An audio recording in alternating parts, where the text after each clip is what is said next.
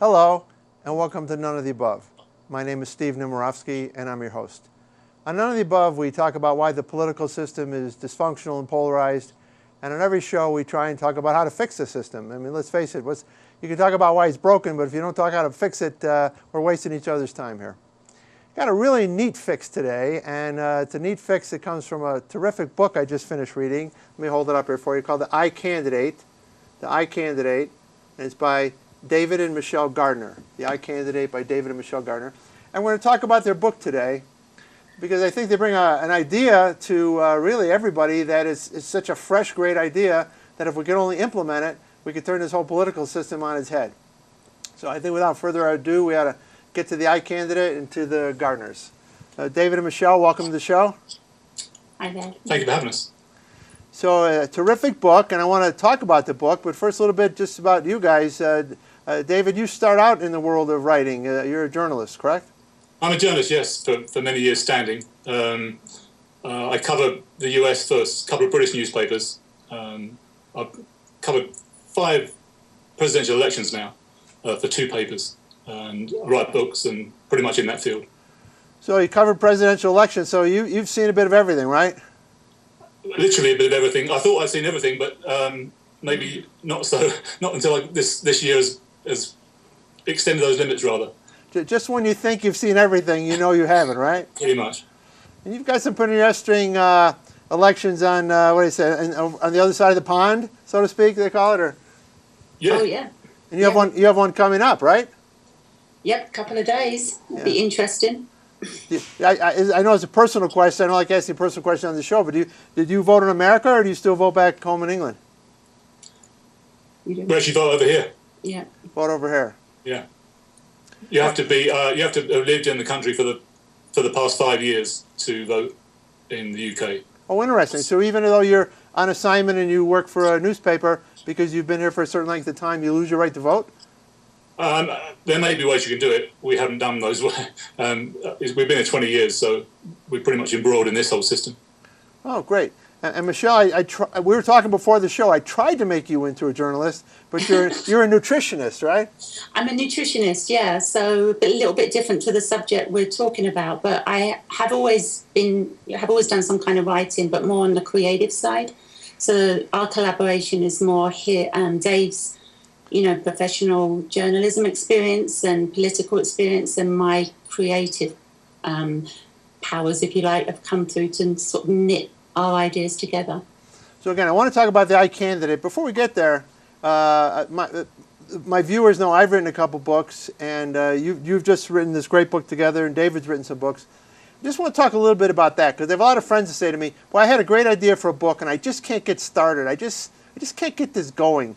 And in your case, you got a married couple deciding to write a book together. So how do you get it going? How do you, what makes that happen where you decide, not only going to write a book, but how do you then do it? Well, it actually came from a concept back in, the presidential election of 2008 when Obama first started. We were actually getting very interested as a family. Suddenly our 3 kids were interested in Barack Obama and what he was kind of representing, this kind of fresh new message. So we actually started by having a lot of conversations around the dinner table about how much change could really happen with Obama. And then we watch American Idol and stuff, because 2 of our kids are into into singing and musical theatre, and it was our youngest daughter that actually said, why not a reality show to find a president? Why is it just for singers and stuff? And that got us thinking about an idea, and it actually started as an idea for a reality show first before the book. It was back then, that's what we were thinking of doing, so we kind of pursued that first. Yeah, I mean, to answer your question slightly, writing a book, I think, is very much about doing it. A lot of people do. Almost everyone you come to, you say you write books, and they say, oh, I've got an idea for a book. I want to write a book. I've got a terrific book. And of course, the difference is you just have to do it. It's like most things in life, when you start sitting down and putting, not pen to paper, but starting to write the book, that's the process you have to do. Going back to Michelle saying about how this idea, the roots of the idea, we actually had a couple of meetings with Simon Cowell, of all people, about the actual reality show idea, and he was quite interested for a while. That kind of fell through eventually, didn't it? Well, his angle was on a different angle, but we just decided from that we really wanted to write the book, and then that became the challenge, like you were asking, and it's especially for the two of us because we're so different in our style of writing. So actually, for us to be able to accomplish it, for somebody else that wants to write a book and they don't have to worry about another partner. It's just like Dave said, you just get those ideas down. You just write. You can do the editing later, but you just get those ideas down and just keep going at it, never giving up on it. Well, I'm fascinated, again, by the notion of a couple actually doing this and having your marriage survive. I mean, in my case, I might write at 5 in the morning or 5 at night. I might work on the weekends. I have to, I think of the ideas. I got to prove everything. Do you have divisions of labor? How do you... That was interesting. Yeah, we would literally cut it up and say, okay, so you're going to take on 4 of the characters, and I'll develop 4 of the characters, and that's what we did at first. We would start, brainstorming, but we would literally kind of have some ideas and then just say, okay, you develop 4, and from the actual, I'm talking about the people in the competition in the book, the 8 finalists. We divvied them in half. And that's kind of how we started. We came up with these 8 different characters that we thought would make great candidates. And then that was the fun part, because now we had 8 different people we could talk about, 4 that we'd written ourselves and 4 the other person had written, and then we could start really bashing ideas together. And that was actually fun, but then it was also controversial when we differed on some of our ideas, but that was all part of the fun. Michelle was very protective of their characters. Yes. Perhaps I was a slightly colder outlook, more kind of professional outlook. This works for the story, that works for the story. And sometimes Michelle was more, she didn't want her characters hurt. No, or changed. Or changed too much. Well, and by the way, I think we should give one major spoiler alert here, because I want my viewers to read the book, but we may have to be careful how we talk about certain things without giving too much away. Fair enough?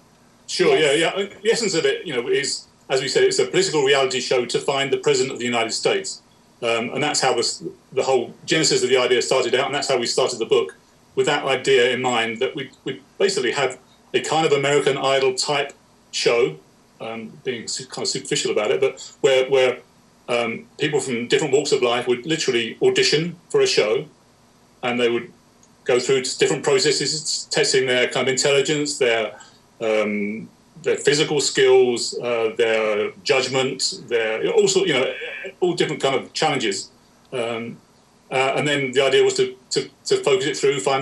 There are 8 finalists, and then that's kind of where our story starts. We set up the show, we set up the premise of the show, and then we have 8 finalists, and then we kind of run through fairly carefully the challenges they face up to the final winner. And then, as you say, there is a subplot, a parallel story, which is more of a thriller element, which we brought in, and we kind of weave through our story. Now, when I was writing my third-party books, again, I decided we needed a third party, and that was going to, break this dysfunction and polarization. To a certain extent, you've decided, I think, we needed an iCandidate to be a strong candidate and maybe take on a leadership role and be President of the United States. I then took the step of deciding, though, I wanted to write this as fiction, because it would be more readable and people could enjoy the story instead of just writing a cookbook. Did you think about writing a, let's say, non-fiction book of how you would create an iShow, or did you just go right to fiction? Well, as I said, we had a reality show sketched out, and we talked to Simon Cowell at 2 meetings, and we spoke to his staff at Psycho, and we had quite a detailed show mapped out. Then, as in TV, the idea came and went, and that's when we decided that the best way to put the ideas forward for us would be fictional, and try to. The idea really is to create a novel, and then perhaps go at it from there. So we went from the TV show idea to the novel, and then we still hope that perhaps we get back to the TV show, and then I mean, why not say it? Why not reality? Why couldn't reality become reality? Because we strongly feel and felt and still do that the system as we have it is very antiquated. We're in a computer age. Where entire record collections are in our back pocket, and yet we still we still trundle along to little dusty halls and to primary elections and caucuses that really seem out of step with what we're doing now.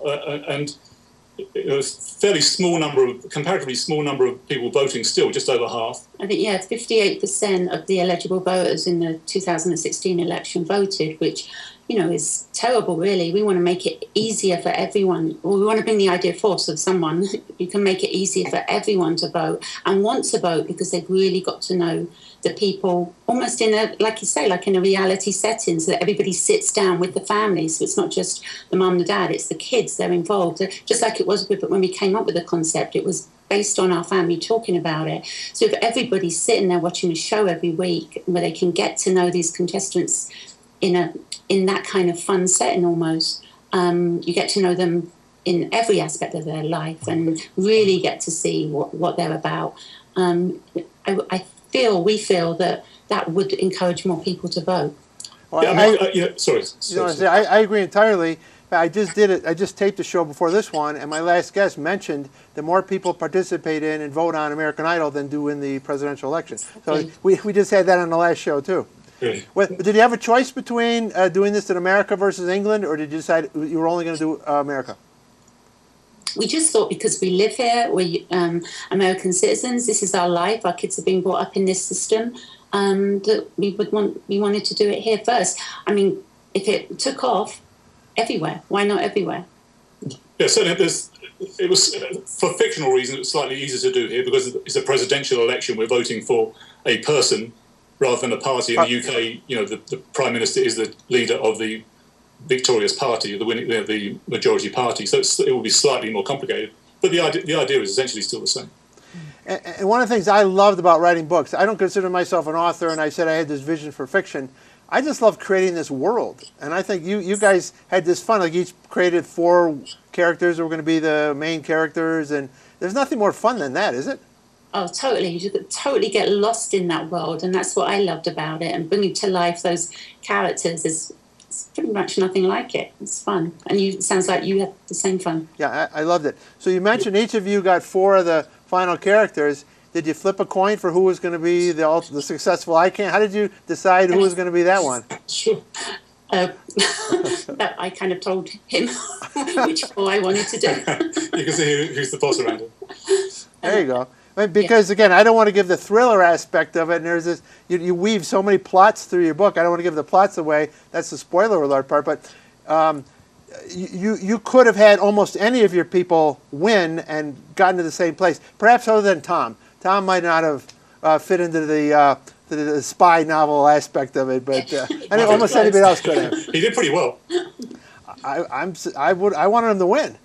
Yeah, Tom, we should say, was the cross-dressing mayor, who was, I think of all the people that read it, we've got the most positive feedback about Tom. Yeah. People generally love him. And he has such a big heart. I mean, that's what was great. The great joy of doing this was because we look at the candidates in the real presidential election last year, and you wonder if that's really the best we could do from this kind of wonderful country full of intelligent, smart people. That was what we had to choose from. So we got the opportunity, fictionally, to choose a handful of people who perhaps we would want to see run the country. So let's get to the book. And again, the book is so much fun. And I think everybody knows enough about how American Idol and these shows work to understand the premise of the book. We're going to have a live TV show, and it's going to run for months. And we're going to start with a series of candidates and call it down to one candidate, right? And that candidate's going to run for President of the United States. Right. But what I thought you did was so spectacular is you actually test your candidates in some very real ways. Why don't you talk about some of the ways you actually test your candidates on TV? Well, the first challenge was interesting because the finalists thought that they were just going to be doing a normal kind of look at different policies, and we staged a fake earthquake. And so the reason we wanted to do that was not so much that we wanted to, scare everyone in the building in the book, and we wanted to show the audience, the readers, how each candidate would respond to that kind of emergency situation, and it was the very first thing that they were doing on TV as a finalist. So were they going to come up to the challenge? So in other words, we're testing the mettle of their personalities, their character. And that was a good way to start, we thought, because you just saw the ones that were really strong. So that was one of the challenges. And one of the ones I enjoyed was writing was the classic kind of who's going to be answering the phone at 3 o'clock in the morning. So we had a call coming through to all the candidates at 3 o'clock in the morning. For the nuclear threat. This is for the nuclear challenge, basically setting up a story that North Korea was sending missiles towards the US, and the candidates had to make the decision, where they were going to, whether they were going to stay in the White House or whether they were going to go on Air Force One, or they had to make a set of decisions how they were going to deal with it. One of them, for instance, forgot to evacuate Washington, which was the target. Classic mistake, I guess. But so you followed their thought process as they were trying to handle this emergency, and got in a kind of real situation, how these people might respond. Right. And, I mean, an actual president yet hasn't had that challenge, so it was like putting it out there. And that was actually a follow-up in the book, an interview with the then president. It's like, how do you feel about a bunch of reality contestants getting that challenge, and you haven't even been asked to, if that hasn't been asked of you yet. They've had more experience in that area than you. So that was kind of fun. Well, no, again, I thought it was fantastic because, as you said, we elect people, and we may not even like the people we have to choose from, but we elect them. We don't know how they're going to react at 3 o'clock in the morning. Mm-hmm. We don't know how they're going to react in an emergency. President Bush really lost a lot of favor when the hurricane hit New Orleans, right? That was an example of something he had to react to, and people did not feel he reacted properly to that. And then you got the 3 o'clock call, as you said. You have another scenario where you take your candidates and you pretend you're flying them over to the Middle East, and they think they're at a military installation, and they have to make a quick decision about whether or not to waterboard someone, correct? Yeah. I mean, that's pretty intense. Yeah, and again, it's a question which we can all... it's like a classic campaigning question. You can say what you think you would do, but it's another question of when you're president, what do you do? Sometimes there are other things to take into account. So we have some of the candidates very much sticking to their principles and refusing to waterboard a supposed terrorist. Others choose to do it, saying that it's necessary for the greater good and for the protection of the people. So it's kind of interesting to see how people would react in what could be very real situations. So, as they say, because you're from LA, what hit the cutting room floor? Did you have a show model that didn't make it that you, like in hindsight, like, oh shucks, why didn't we stick that one in? Or we had with the actual challenges, you mean, or with the... right, an actual challenge on a show. Is there one that just had to drop out of the book because you didn't get there? Or? We actually didn't have one that dropped out. No, we're very careful with those. We chose them when we decided on them. That was it. We decided, and then we just kind of committed to writing those. We were quite happy. But a lot did get lost in translation, didn't they? Yes. We cut vast bits of the plot. I mean, we were writing it for a couple of years, and really the book was very different when it finished to what it started out. And yes, it was. At first, it was just an entire show about the reality show, but we actually decided to make it the two-part, finding the candidate and then actually showing their journey against the two parties to actually get to that important part. Well, I think you have to do that, so I'm glad you changed your model in that respect. Although you could have written one book and the second book could have been the election, so to speak. That was the idea. But there's really no point to having a candidate if you then don't actually have that candidate run for president, correct? Yes. Right. And then obviously we'd like to follow it up with the second book with having the winning candidate showing them in the presidency. Because the book is not giving too much away, so the book actually ends on the day after the election. So correct. We've yet to see how things develop from there. And that was a challenge for me, because I told you, I'm one book ahead of you now. I wrote my first volume of Third Party, where I create my party, and they have to run in elections. And then in my second book, they have to govern. Right. And it's one thing to say, oh, we're going to have a TV show and pick out someone who we think knows how to answer the phone at 3 in the morning. But that's actually the easy part. The hard part is then you have to be president of the United States, right? Right. Sure, and perhaps it's the same with you in third party. And there's no machinery for this, is there? Of course, I mean, there's a reason why it's been two-party for so many years, really, because there's such a huge machinery, political machinery behind it, and pushing it and taking care of it. With a third party, you have to create that whole new way of working, and you know, just to get the nuts and bolts of governing a country, which fascinating to see how it can be done. Now, one thing you do, which I think people underestimate, is you actually raise quite a bit of money for your candidate, obviously fictionally, but you talk about how you decided to raise money for your candidate. That was very much as a result of watching the Obama campaign. I mean, they raised an awful lot of money. I think the majority of their money through very small donations. I mean, $5, $10, a couple of dollars, which did break with the past and show what you can do with, I guess, with the internet and fundraising, rather than relying on big, influential money people. You can rely on the average man on the street. So that was, we had a point in the story where they announced they were going to put up a candidate against the big two, and everyone was saying, well, that's ridiculous, how would you do that, you have no money? And they literally raised enough money, enough millions to do that through the TV show, through that way, through small amounts. And because you had more people voting, like as you said earlier, more people vote in this reality show than, like same as American Candidate. You had so many people voting, more than they did in the actual election. It wasn't much to ask for, because it was millions of people had voted. So even if they just put a couple of dollars in, they were getting what they needed.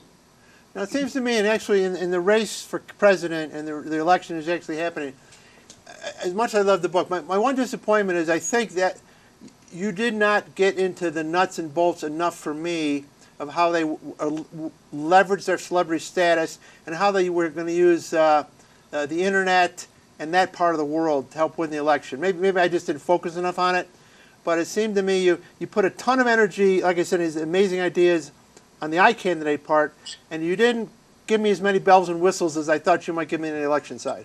Is that a fair characterization, or push back on me on that one? Yeah, I guess there's only... Yeah, do you mean actually in the election campaign itself? Yes. Once the candidate was actually in the election itself? Yeah, your candidate to me almost ran more of a typical campaign than not. Were there some parts of running a campaign that just didn't make it into the book, that some creativity there that again fell to the cutting room floor that you just didn't have in your back pocket, or? Well, we were certainly trying to keep it not get too, we were trying to write a thriller as well, I guess. I'm sure it's very valid criticism. Perhaps we could have put more thought into perhaps more of a different way of running the campaign itself. But we were also had an eye on trying to keep the plot moving along. And I think what we did in the second half of the book is we kind of veered away from the reality contest and perhaps even the political side of it, and we concentrated more on the thriller side of it in terms of the plot. So that was probably the reason for that. Right. But nevertheless, I think it's a valid thought that if you're going to have such a very different way of selecting a candidate, then you should also have a very different way of running a campaign. Now, your book that you're doing, does that show all that stuff? Hopefully. Yeah, so we need to collaborate. Well, again, we're gonna do a TV show together. We already figured that out. That so I'm gonna get you to read my books. But yeah. So you asked me a question. I totally lost my train of thought here. It got me in trouble. Sorry. No, that's okay. So you are going to hopefully write a second book, and I agree with you. The political thriller is important to the book, and you can't do everything in a book. Next thing you know, you have an 800-page book, right? Right. Yeah. Sure. Right. And we wanted to. I mean, we had an idea. We really wanted it to be a page turner too. We wanted to kind of, it's a fairly sophisticated idea, I think, for the thriller. That there's a lot of thought being put into the way we weave that thriller plot into it, and so we wanted that to be a driving force as well, with the new idea of a political reality show being sort of the driving force in the background, I guess. Right, and I like the way we keep teasing my viewers, because now they have to read this book and find out what all these plot twists are and the political thriller part. It's funny because we talked about beforehand. It's kind of difficult to talk about that subplot at all, is it? Because it's so kind of woven into the rest of the story. Right. Now, it gives things away too easily. So one thing you didn't cover, but I want my viewers to know about this, and maybe you'll know about it for your next book if you need it. There was actually an organization called America's Elect, and what they did, and you didn't deal with this in your book, again, I don't have time, is just because you have an iCandidate doesn't actually mean they're on the ballot. But there's, through this organization from a few years ago, they have now established the fact that legally, if you come up with an iCandidate, you could put your party on the ballot before the TV show would be over. So in other words, think about how the system works right now. You have to put a name on the ballot. Well, the iCandidate could work because this organization went to the trouble, particularly in California, of going to court and saying, we don't want to tell people who the candidate is right now. We don't know that yet. We want to go through a process. In their case, it was going to be an internet campaign, and you'd vote over the internet. So I just want my viewers and you to know that actually exists. So you could have a real live iCandidate, and you could literally have that TV show end in September. They could, or August or whenever before the election. You wouldn't have to necessarily worry about how to get on the ballot. So that's been solved for you. Well, okay, brilliant. All right, so quickly, tell my viewers how to find this great book that they're going to buy and read and love. It's called The iCandidate. It's by David and Michelle Gardner, and you can buy it on Amazon under this name. I mean, there's a sub-name, the iCandidate Looking for Heroes. Yeah, but I think there's another iCandidate book. So if you on Amazon, you got to make sure you put in David and Michelle Gardner, right? Yeah, please. Yes. Yeah, we actually started it, I guess, before someone else started their books, and they put one out too. But yeah, if you could put our names in as well, that would be great. And we'd love to see what you guys think of the plot we're not talking about. Exactly. Yes. All right. Well, thanks, guys. You're great guests. I'm glad you stayed married after writing the book. Okay, thanks very much indeed. Thank you for having us. And now we're going to do a TV show together, right? The three of us. Definitely, definitely. All right. All the best. Thank you. Take care. Bye-bye.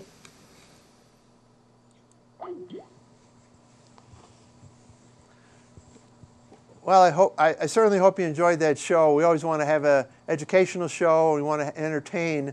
I think today was mostly about entertaining. Again, I know David held up the book. Let me hold it up again for you. It's called The iCandidate by David and Michelle Gardner. It's a very fun read. And we're going to weave it together with third party. And we're going to have my third party, but we're going to elect my third party candidates through their process. I think it'd be a lot of fun. And then we'll have a TV show. Then you won't have to watch this TV show anymore. Anyway, you're great guests. Thanks for joining us today. Read the book. And remember, if you're not part of the solution, you are part of the problem. Thank you.